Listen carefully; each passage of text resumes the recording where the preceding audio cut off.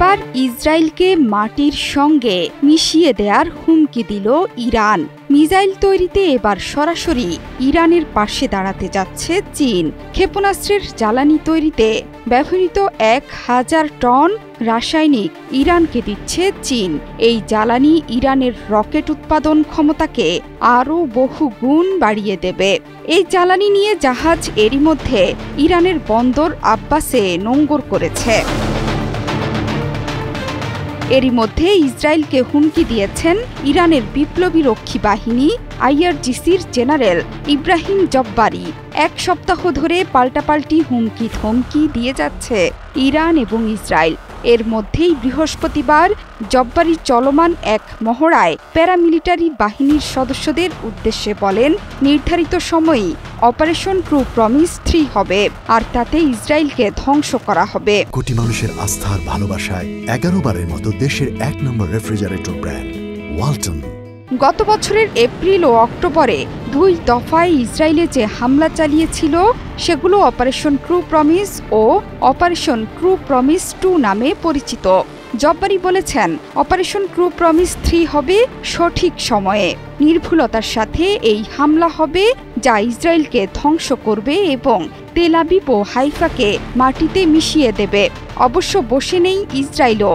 ইরানের জবাবে ইসরায়েলি পররাষ্ট্রমন্ত্রী গিদিয়ন স্যার বলেছেন, ইতিহাস থেকে যদি ইহুদিরা কিছু শিখে থাকে তা হলো তোমার শত্রু যদি বলে তোমাকে নিশ্চিহ্ন করে দেয়া হবে তাহলে সেটা বিশ্বাস করো, আমরা প্রস্তুত।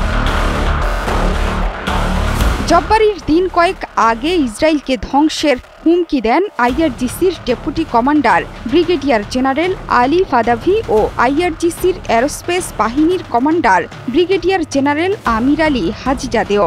দুই পক্ষের মধ্যে পাল্টাপাল্টি এই হুমকি বিনিময় এমন এক সময় হচ্ছে যখন নিজেদের ক্ষেপণাস্ত্র উৎপাদন বাড়াচ্ছে আইআরজিসি। ইরান সম্প্রতি চীনের কাছ থেকে রকেটের জ্বালানি বানাতে দরকারি রাসায়নিক পেয়েছে বলে জানা গেছে। আইআরজিসি এর মধ্যে দক্ষিণের কৌশলগত জলসীমায় হামলায় সক্ষম এবং ক্ষেপণাস্ত্রের নতুন একটি ভূগর্ভস্থ ঘাঁটির ছবিও প্রকাশ করেছে। জেরুজালেম পোস্টের সাম্প্রতিক এক প্রতিবেদনে বলা হয়েছে, ইরানের পারমাণবিক স্থাপনায় যদি ইসরায়েল যুক্তরাষ্ট্র যৌথ হামলা করতে চায় তাহলে এটাই সেরা সময়। হিজবুল্লাহ ও হামাস এই মুহূর্তে ইসরায়েলের জন্য হুমকি নয়, ইরানের অক্ষশক্তির অবস্থাও তথৈবচ।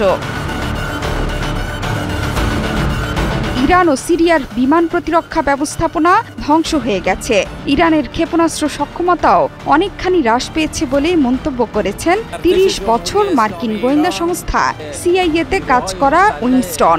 যদিও আমেরিকান ইসরায়েল পাবলিক অ্যাফেয়ার্স কমিটির সাবেক গবেষণা প্রধান আরও দাবি করেছেন, ইরান এরই মধ্যে একাধিক পারমাণবিক বোমা বানাতে সক্ষম এমন ইউরেনিয়াম উৎপাদনের দ্বার প্রান্তে পৌঁছে গেছে। জোহরা চৌধুরী সেতু, 71।